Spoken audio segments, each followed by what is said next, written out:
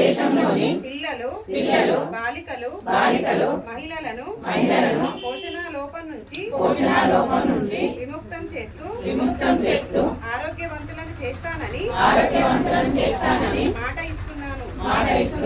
జాతీయ పోషణ మాసం సందర్భంగా నేను ప్రతి ఇంటికి సరైన పోషణ పోషకాహారము త్రాగునీరు పరిశుభ్రతలపై సమాచారం ఇస్తాను. నేను పోషణ అభియాన్ ను దేశవ్యాప్త జన చైతన్యంగా మలుస్తాను. ప్రతి ఇల్లు బడి పల్లె పట్టణం సరైన పోషణ నినాదాలతో మారుమ్రోగేలా చేస్తాను. ఈ జన చైతన్యం ద్వారా